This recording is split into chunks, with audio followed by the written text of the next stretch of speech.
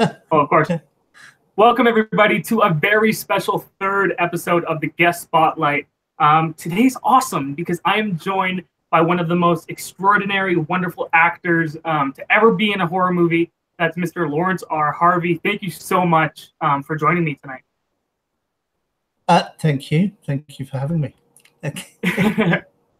No, thank you so much. I kind of want to just jump right into it and start asking, growing up, was acting something that you were always considering doing as work, or were there other things you were interested in, or any inspirations you had at a young age that kind of sparked that interest? Well, growing up, I was always an artist, always sort of good at drawing and so on. So it was more I thought I was going to be an illustrator in comics or something. Yeah. But as kind of time went on, I became involved in kind of performance arts in college, and from there started to get TV work, and then commercials and film work. So, well, that's awesome. And were you like, I know, like for me, when I was growing up, like I was always shown different movies. My dad say, "Okay, let's sit down and let's watch Friday the 13th for the first time." You know, growing up, were there certain movies and stuff that stuck to you that you watched that also had your artistic influence? Oh yeah, I mean, I've always been a film fan. Always, it was kind of comics from before I could read, and then films, because my dad would watch any film that came on TV as long as it was the new. Because this is back when we only had 3 channels and then 4 channels in the UK. Yeah, so he'd watch any film as new. So, you'd be watching something daft with David Hasselhoff in 1 minute, and then the next day you'd be watching like the Euro thriller with Lino Ventura in it or something. It's all badly dubbed, and then you'd be watching like a Jean-Luc Godard on a Saturday. So, I grew up with quite a broad sense of cinema, and I hopefully still have an interest in cinema in its broadest sense. Oh wow, yeah, that's awesome. Especially being able to have that variety every little bit with the limited channels and stuff it was back then. That's amazing. So now I was looking online and I couldn't really find. Were you in some kind of acting school, or was it something that you started to kind of just do on the side? Was there a specific course or whatnot that you were ended up taking? Well, at college I studied fine art, but painting, printmaking, sculpture, and then there was performance, film, and video. And I'd gone to art college as a painter who wanted to move into filmmaking or film work. At college, I kind of realized I was inept at using machine. But I did within the first few weeks of a solo performance workshop, and I did a performance that made people cry. And so when it came down to choose what area we went into, I was still in normal.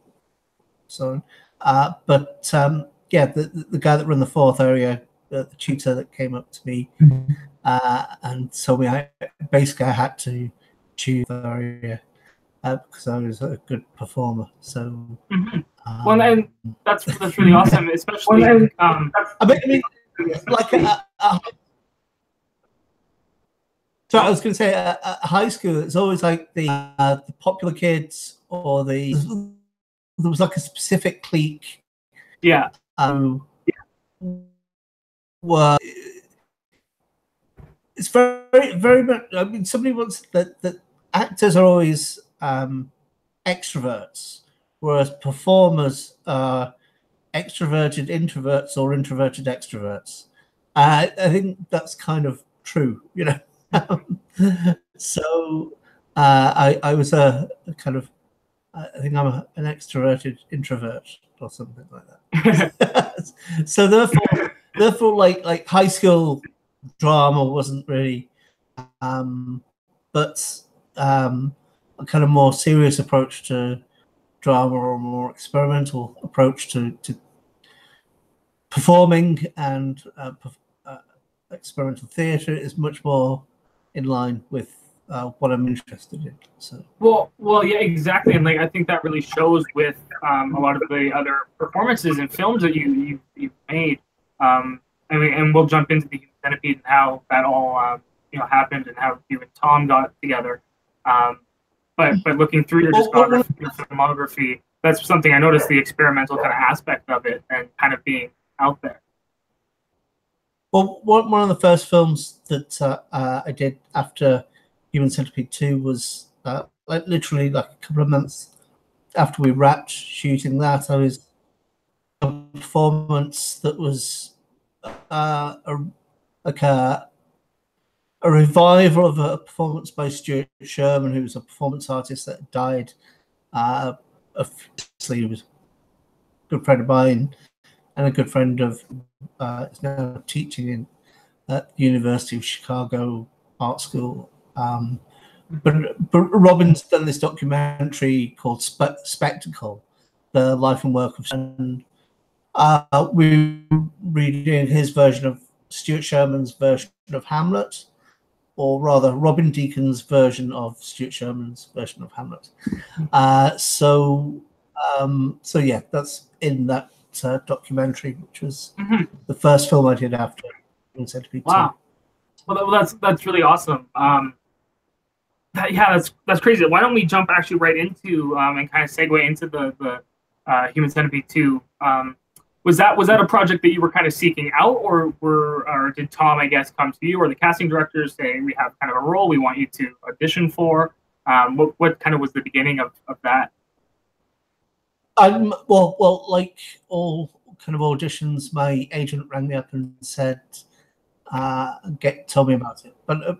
But basically, he rang me up and said some people have been in touch about. They wanted you to be in a porn film, so I turned them down. I said, well, first of all, I couldn't imagine anyone inviting me to be in a porn film. So I said, are you sure? Yes, they're called Six Entertainment, and they're from Amsterdam. And the website at the time did say, Adult Entertainment Amsterdam. Yeah, so it did kind of look suggestive, shall we say? Yeah, but I asked my agent what the title was, and he said The Human Centipede 2. But I'd heard of The Human Centipede, the first film, because it was on at Fright Fest in London. I think that was the first festival screening that it had. That had been in, Fright Fest is always the end of August. This was probably February or the end of January. Speaking to me, so the following year. And so then you had. So then you had seen the first Human Centipede. So this was 2000.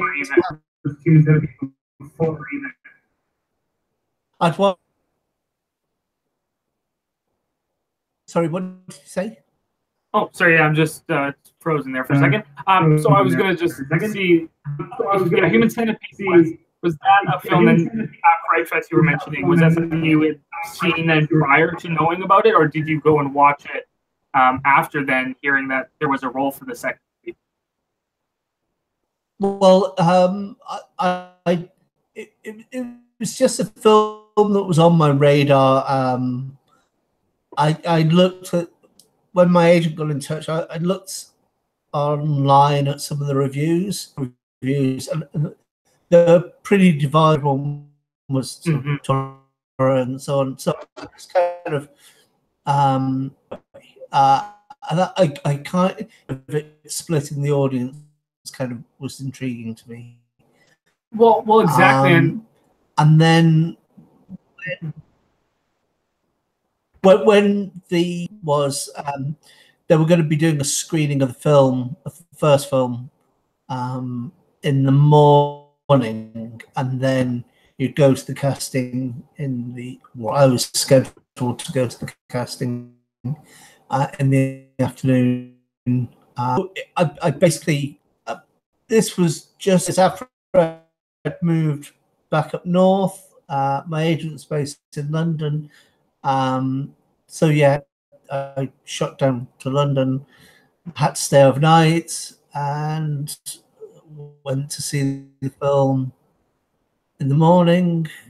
Time to cross London, grab a sandwich, and then I was straight into the casting. Fantastic! Wow, and yeah, that's actually really really interesting and really cool. So you got to see the film and witness it, and then go and kind of give your rendition in the audition. Now, did you have an idea already of kind of the character that you were playing, or was it very on improv on the spot during your audition that they were like, "Hey, this is kind of what we want you to do"? Well, I mean, all I knew that character in the second film was going to be a fan of the first film, and he was going to be somebody I picked on at home and would be inspired by the first film, and he would even imitate him and copy him, his mannerisms and so on. So when I saw the first film, I was kind of looking at what Dieter was doing and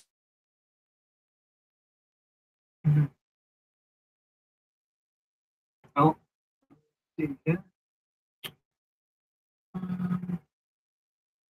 don't hear you. I think we lost. So, there we go.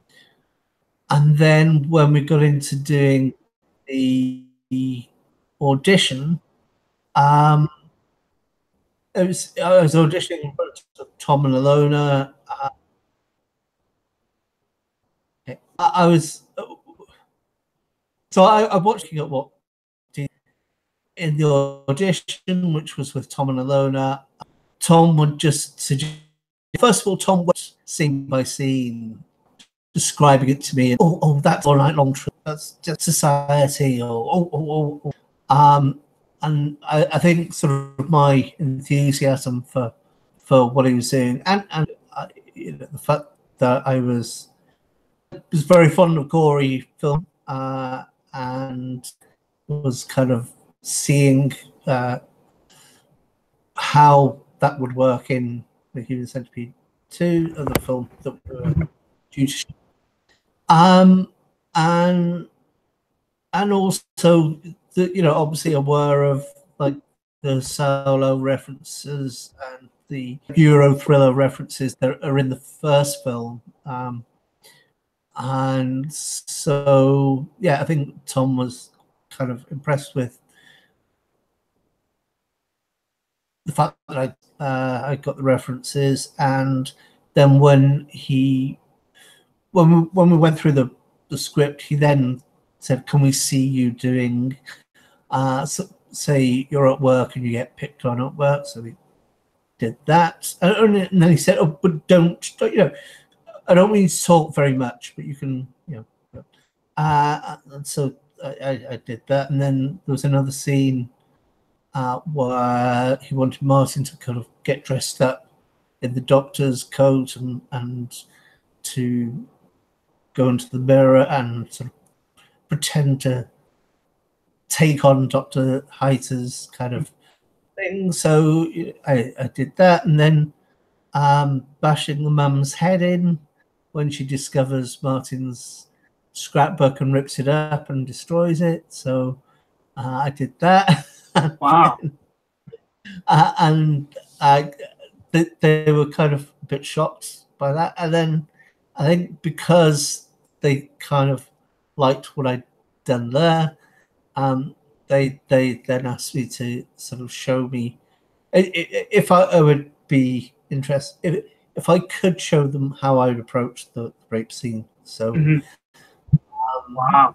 And that was something I kind of wanted to mention and ask. So going into these scenes that are clearly, extremely hard to watch for some people and really crazy situations, how as an actor do you approach those scenes, and do you carry on from like even a little bit of a past that you maybe have stories and whatnot? Was there anything that kind of helped you along the way?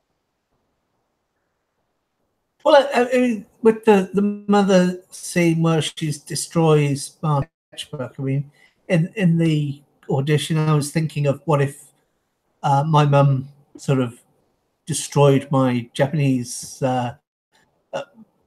Pinky Violence film collection, or throughout the CD soundtracks I had of Mako Kaji films or something. I would go ballistic because I would necessarily be able to replace them all, so of course. So yeah, I can understand his feelings in that scene.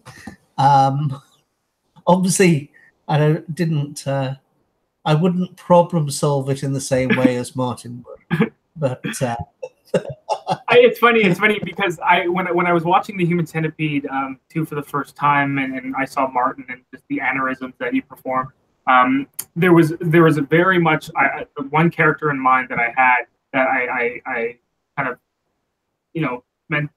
I guess mentioned or whatnot, but that's Norman Bates, and I saw a resemblance from that character Martin to a Norman Bates, and it's interesting that you even said that the whole connection thing of how you were performing it. That's really, really awesome.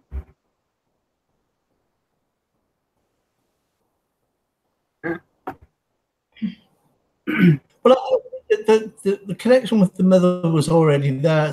I think as an actor, I didn't sort of consciously take on any of the Norman Bates thing because you're trying to make Martin something different. When I was doing it, even like when I was sort of working on the script on my own before filming started, I was looking at like Bad Boy Bubby or the Japanese film Late Bloomer, which is about a disabled guy in a wheelchair who kind of falls in love with his carer, and then he kind of gets picked on and realizes his love can't last, so he becomes violent, kind of thing. But it's kind of how you look at sort of how can somebody that is so put upon and so social, at least, I mean, I think Martin's socially disabled rather than mentally, or I don't think I think his learning difficulties more due to his social conditioning rather than any cognitive ability. So I was very conscious of trying to make Martin not a disabled baddie, but at the same time have that there's still going to be this credibility gap between seeing somebody like Martin and then having them be a convincing villain in a way. So well, and I think Late Bloomer was a good film to watch from that point of view. Yeah, that's really, really cool, because especially I think one of the things that makes really, really incredible villains, and this crosses all mediums, is if you're sympathetic and you feel for the guy. And I think with the performance you brought and the way the script is written, that we really felt for Mark. And I mean, sure, he was, like we said, socially disabled, and he ended up making really, really poor decisions. You still kind of saw where that was from, and you, like I said, you empathize with the character. I think you empathize up to a certain point, and then yes. But by the time the rape scene comes, you completely have lost all sympathy with him. Yes. Hopefully. Yes. Yeah. Yes. Well, exactly. Yeah.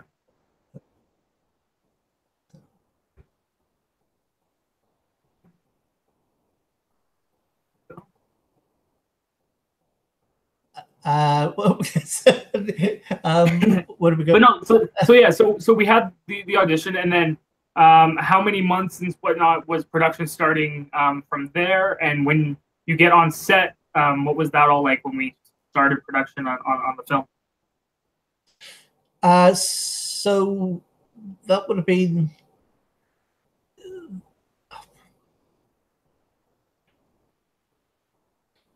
it's probably about 5 months before the actual shoot, I think. So maybe 6 months. Mm-hmm. So. And then in between that time, you're still studying the script and going through the character. Yeah. So I had plenty of time to prepare, and also, I wasn't given the script as soon as we left the audition. The script only came later on, and it was but basically Tom had rewritten the script because he liked what I did in the audition without saying anything. I just forgot to speak in the audition. So, awesome. he liked that, and thought I could convey everything without speaking. So even though there's no dialogue, you've still got to approach each scene in the same way. You've still got to find out an emotional line through for the character, especially as Martin's in almost every single scene. So Wow, that's really, really interesting too. Now, you're doing all this research and studying, and then the day comes to finally, show up on set to start filming. What was the whole feeling, the vibe going on? How does, I guess, for me, because I very much would like to be a director when I grow up, be a filmmaker. Was there any specific techniques and stuff you saw that Tom was using that really helped you as an actor along the way into beginning of production?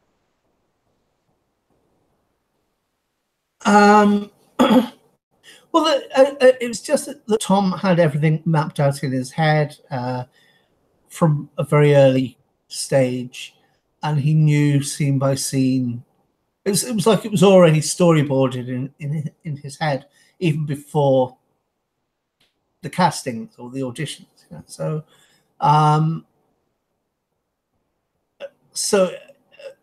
he was, and also he's very kind of hands off in that he brings you on board to see what you can add. He wants you to add something to the thing. So he says, obviously English isn't his first language, so he with all the dialogue he was telling everyone to improvise around it. And so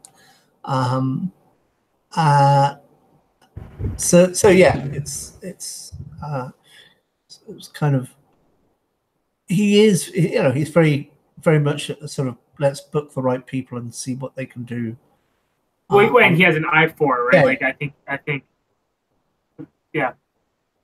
I mean, he knows where the camera's going to be and how it's going to move and what kind of mood he wants and so on. But he's he basically does let the actors get on with what they're there to do, So.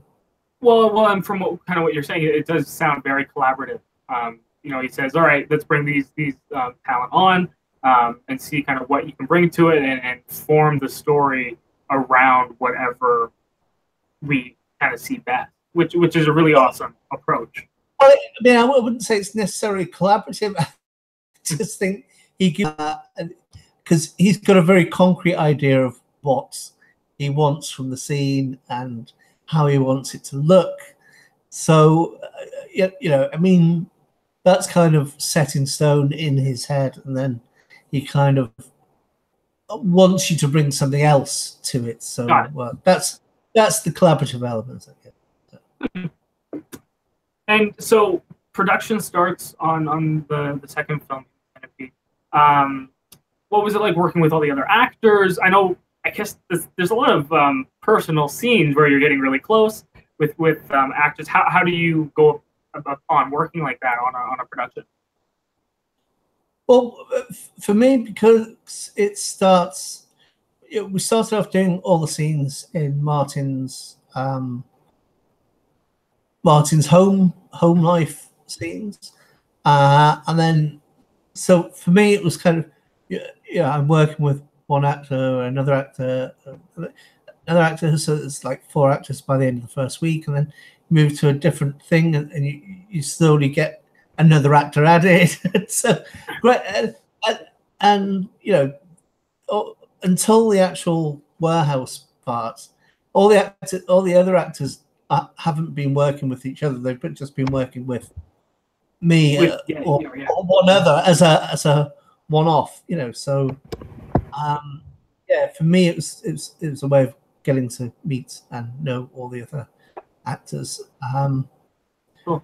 And then when they were all in the warehouse, because so much time is devoted to getting them in and out of everything, all the prosthetics and so on. So and getting them in and out of place. It was then that I had to kind of take a not a back seat, go and find a corner to sit down and so on. Mm-hmm. Yeah, because I guess there would be a lot of waiting period while they're getting all set up and getting into the spot. Is that what I guess spotting when? But then that's fine, because I just go off and get into character, or work on what mood I start the scene at and end it at, and so because obviously you're not shooting. We shot as close as possible in order, but you're shooting. You might just have come from the underground car park, and then you've got to then do a warehouse scene. So in the narrative, it might have just been you've just got out of the car and come in the door, but then that's not filmed until later or something, So exactly, so, or in post, yeah. But it's the same with any script, really. But yeah, well, so yeah, I really enjoyed. I probably enjoyed the time when we're in the warehouse together more than the actors in the Centipede. They run all so True. And that was something I kind of wanted to ask too, because I know there's some directors where they very much have one take, they want a specific way. How long were you guys kind of filming in that warehouse? Was it like a week set, or was it long kind of set days working on it? It was. Can't remember if it was like a week and a half or two weeks. It might just have been a week, but it was probably a week and a half. I think we had a break, a weekend break in the middle of 2 sets of filming there. But it was the space was a sort of, it had been like a car showroom at one point, or a car showroom / garage repair place.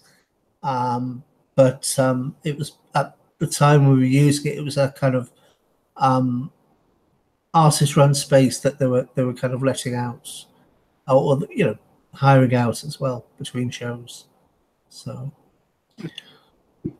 yeah, because that whole sequence is just for me, and that's one of the reasons I really wanted to interview you today, was because Human Centipede 2 is my favorite horror movie of all time. I think with the entire production and cast brought to the film, it's spectacular. And there's only been 2 movies to ever really get under my skin and freak me out, and that's your Human Centipede 2 and the original Blair Witch Project when that came out in '99, I think it was. So I want to thank you for just that whole film before I forget to. But that's awesome. So you guys wrap up production, you guys film. Now, what was did you get to see a lot of your daily footage, or did you get to see like a final cut after Tom had assembled everything? There was a cast and crew screening. Quite some time afterwards. Probably about a year later, maybe less than a year. But, let's see. Yeah, no, it would have been, say, around March or April time when we were filming in August. So August 2010, we were filming, and then about kind of March, April time, we got the cast crew screening, and Tom obviously went to Cannes with it, to the sales part of Cannes, and he was trying to get it into festivals at that time. That kind of run up to summer. Yeah. So then we didn't really hear anything of it until the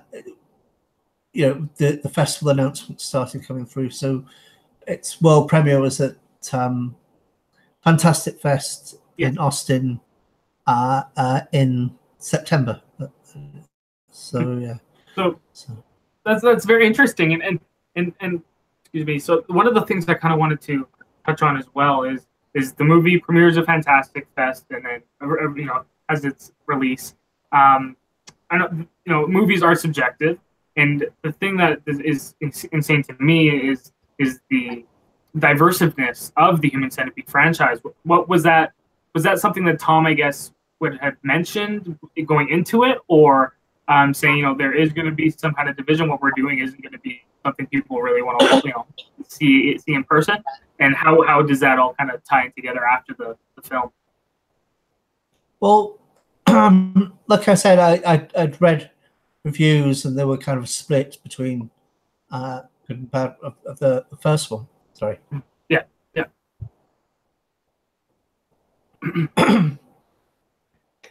But when I was cast, when we were preparing for the shoots, at that stage, the Human Centipede, the first film, was just a film that was going around the festival circuit, and some people liked it, some people didn't, but it had a name, and so it was a kind of modest success. And then by the time we were shooting, it was being mentioned on Beavis and Butthead, and people doing the Facebook thing of lining up like Human Centipede. So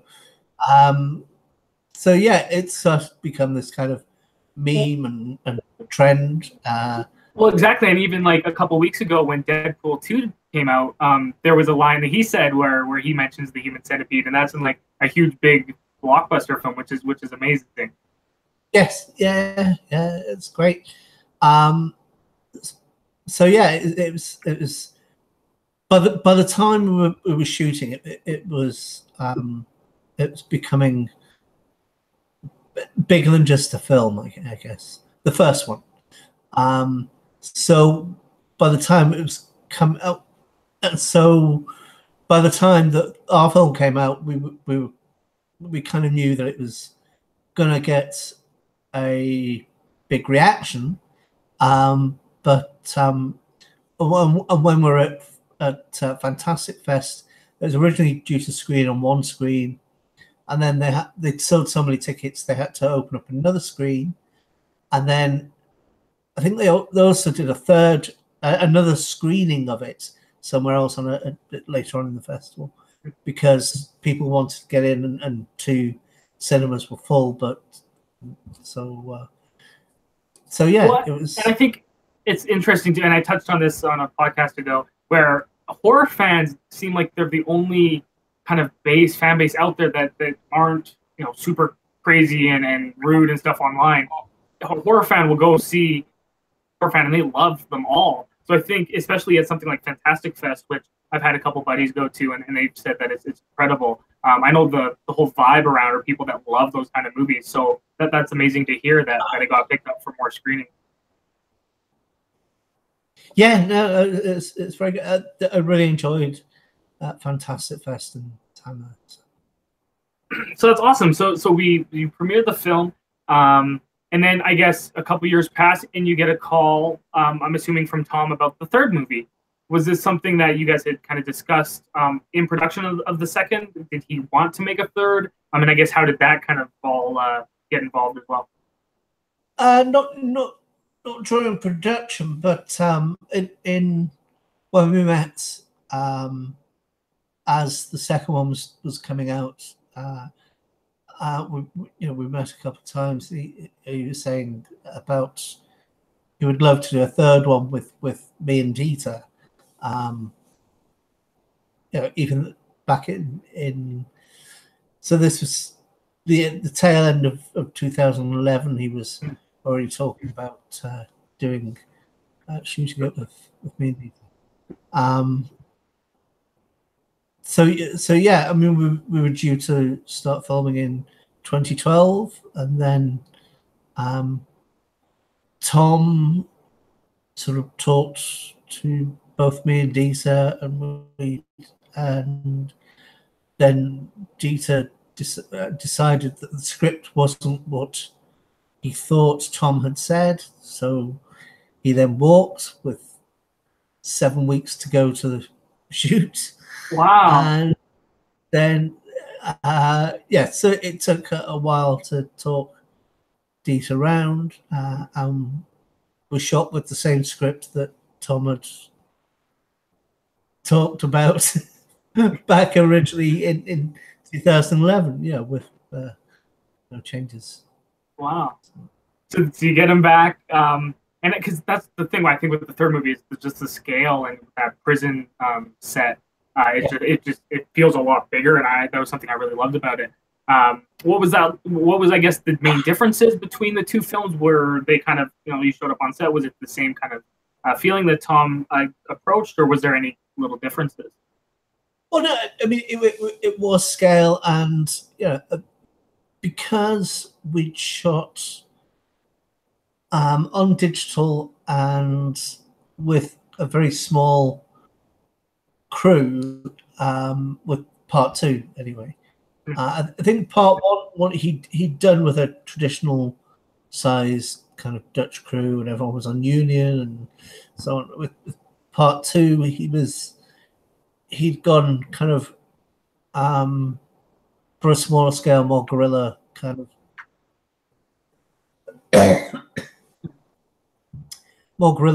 approach, and that sort of worked.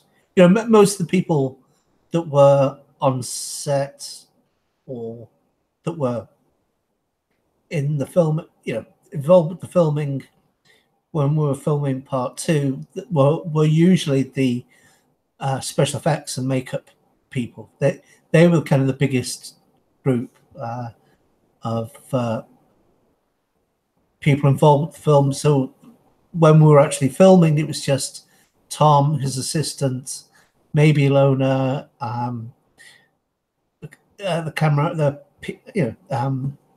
DOP and his assistant, and the sound guy. Yeah. So that's why we could do shots like the cubicle shot where Martin's peeing blood after being kicked in the kidneys. So there was kind of 5 all in this cubicle. Yeah. Squirting bottle.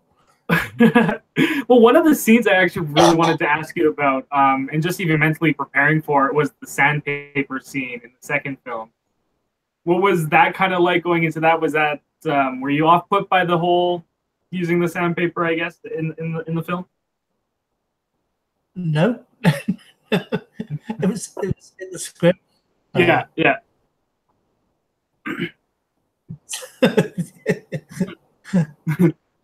Yeah, I know that was just one of the scenes that just really stuck with me after years and years of seeing it over and over again.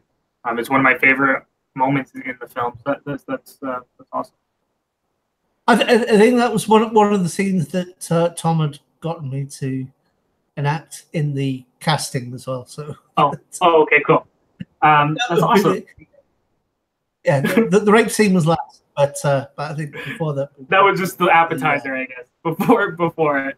That's funny. Sandpaper is the kind of entree to.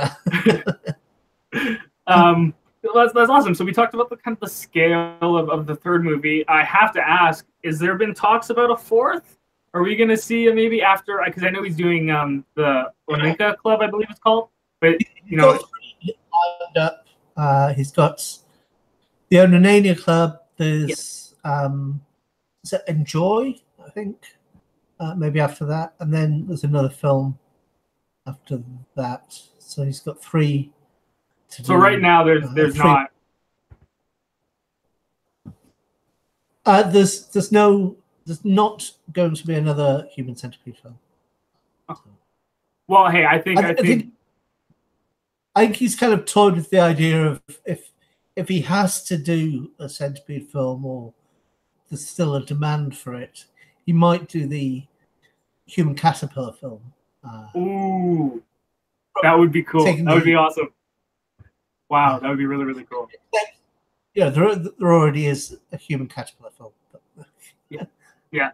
I just been seeing. I think with the vision that Tom's bringing and your performances, I think that's very special. That's cool. So, do you have plans on working in? So you mentioned Tom has the other films. Were you working on any of those with him, or did you have any projects coming up that are in production? No, it's I'm pretty my career seems to have plateaued. No. Yeah, I've involved with a lot of things that just haven't come off, like the superhero film Made Ordinary. It's also the follow-up to Ripper, the Batman fan film. They're going to do Blood of the Bat. I mean, that's still the director still wants to get back to that at some stage, but he just did a film for Warner Brothers, so obviously that kind of took precedent. Well, exactly, but that's amazing. Well, it'd be more amazing if anyway. So I think he'd like to get back to that because there's been this kind of sort of like years and years when Human Centipede 2 came out. There was on the message boards of IMDb. There was IMDb. There was things saying Laurence R Harvey should play the Penguin in. Yes. They ever use the Penguin again in the back. And that's what I would be. Well, it wouldn't be the Penguin, but it would be Oswald Cobblepot in the follow-up to Ripper, which is called Blood of the Bat. Well, and it's funny because I think it was maybe a week ago they were talking about that the villain in the new Ben Affleck Batman was going to be Penguin. So I'm like, oh my god, that would be a perfect choice. Well, there was a flutter of interest on Twitter about it. So that's when the director of Ripper sort of reignited the spark. Yeah. So wow. But then like I said, Made Ordinary. It was due to shoot in Malta, and then just didn't. That was a kind of superhero film. Well, and I guess you mentioned as a kid reading a lot of comics. Were there some superhero franchises and stuff that you loved as you, I guess, love to be into now? Because I know superheroes are so big. So being a comic fan, you must be excited to see kind of the opportunities. Yeah, but with my physique, there's not much. There's not many superhero characters I can play. So I would love to do the voice of Danny the Street if they did a Doom Patrol movie. That's cool. Yeah. Well, no, I think getting back to other projects. There's I've been involved with Tom Hodges' Teddy Bear's Picnic project for quite a while. Tom Hodges is the dude designs the poster artist and designer. But he's had this kind of script and idea for a film kicking around for a couple of years that he's been working on constantly. And we shot a film last year that was shown at last summer's Fright Fest in London, and has been touring a couple of festivals. He's just did a festival in Transylvania with it. So that's a short at the moment, but it's a kind of proof of concept short, so we can get backing for a feature film. So, keeping my fingers crossed about that. So. Well, that's awesome, and that's great that you have a few little things on the go where it's kind of just waiting. And when I made my first feature film last year, that was something, and even now going through festivals and stuff, that's something that is such a grueling and long process. So I know what the whole situation going into it. So that's awesome. But Adult Babies, or Attack the Adult Babies, Dominic Brunt's film, is just coming out on home video in next week or week after. Oh, amazing! Mm-hmm. So that's in the UK. I'm not sure about America and Canada yet, but I think his other films, Bait and Before Sunrise, are on Netflix over there. So perfect. Well, yeah, I'm gonna check it should get picked at some stage. And then I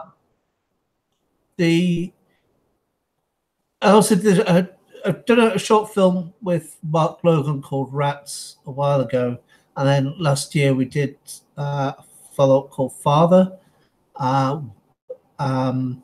which is going to be part of Hex Media's We Are Many anthology film. Hex Media's Laurie Brewster, and who did The Owlman and The Unkindness of Ravens and Automata. He's working on at the moment. Wow. So this anthology film, We Are Many, it should be part of that. I'm not sure when that's coming out yet. So. Well, and that's really cool. Really awesome. One of the other questions I wanted to ask was, you said even at the beginning, you're a fan of films. Was there any movies that you've seen recently that you've really, really liked? Any new releases that you've been able to check out? That was one of the things I wanted to check.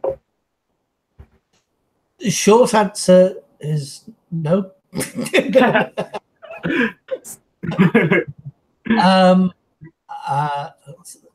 mean, I think so many films get so overhyped. I mean, I really enjoyed Revenge. Yes. I just saw that a couple weeks ago.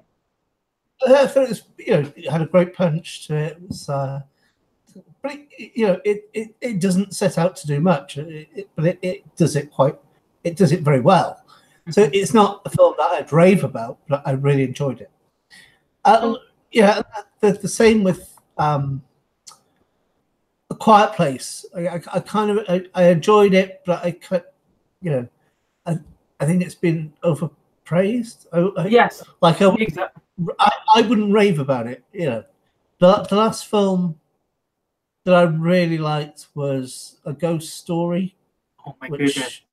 Yes, but even that's a film that you kind of watch, and then you get to the end and you're disappointed by, but then it kind of stays with you for weeks and months afterwards, and you keep running it over and over in your head. That's why it's a good film. It's one that stays with you. It's not one that you say you've got to watch this. So, that's interesting. Yeah, the last film that I saw that really impressed me, and I thought it was much better than I had high expectations for it. I thought the film was even better than those expectations. The last film that was like that was White God, but that was like a couple of years ago now. So White God, I don't think I'm going to look it up pretty quick. What's It's the kind of Spartacus with dogs. Oh my goodness! A Hungarian film. Oh, The same director done a kind of science fiction film called Jupiter's Moon. Ooh, awesome. Well, and that was something I also wanted to mention. Yeah, well, with White God. If you have to see White God, you've got to see White God. That's yeah, the one I yeah, I put it just on my list here because that sounds amazing. Going into your opinion there, I found it interesting with talking about movies being overhyped. I think that's something that is we've mentioned so much on this podcast with a lot of the other guests, where with the media and with the film news and with just how the internet world is kind of shaping it. Do you think that has an effect on people's going into moving their feelings before seeing the film, looking at all these critic reviews and the Rotten Tomatoes score and then petitioning to get movies removed? Do you think that kind of has a little bit of say from what you were mentioning? Yeah, I do, because even if you avoid the reviews, you hear the buzz and so on. You can't help but hear the buzz. I mean, I just watched Black Panther for the first time tonight, and I always watch the big Marvel films on when they come out on Blu-ray rather than at the cinema, because they're so long and I've got sleep apnea. I would just fall asleep midway through. So, well, especially with Avengers, it just came out. I think it has like a 2-hour and 40-minute runtime or something like that. No spoilers. No spoilers. No, I won't. I mean, I have seen it 9 times though, so I'm one of those. I'm one of those guys. That's an expectation. Yeah. But that's awesome. So a lot of the blockbusters, then you just wait for that. Was there any movies coming out the next year here that you were like, oh, I have to go to the cinema to see this? Hereditary, I think. Yes. I should go to the cinema to see that. Yeah, I'm very excited to see Toni Collette, because I heard her performance was just absolutely unreal in that, and just very unsettling. Yeah, I mean, she's always a good actress anyway. So from her Muriel's Wedding onwards, she's just been really outstanding. So. Mm-hmm. Well, no, thank you so much. I think we're running up to an hour here, so I just wanted to say thank you. And was there anything that you wanted to kind of plug before we wrapped up today's episode?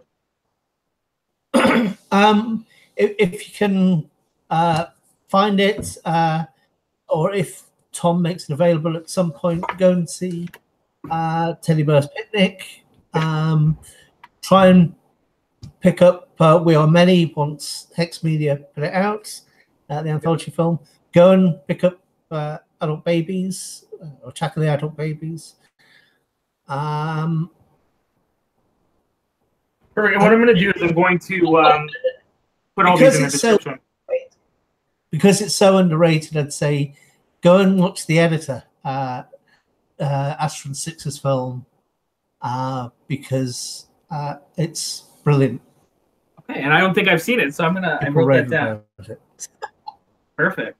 Well, no, thank you again. I had a wonderful conversation, and just getting to know about the ins and outs of how you guys made those movies. I want you to know that, I absolutely love them, and thank you so much for your performance and just giving us, those horror movies that just really stick with us. And so thank you. Okay, you're very welcome. Okay. And have a great night. Bye, guys. Bye.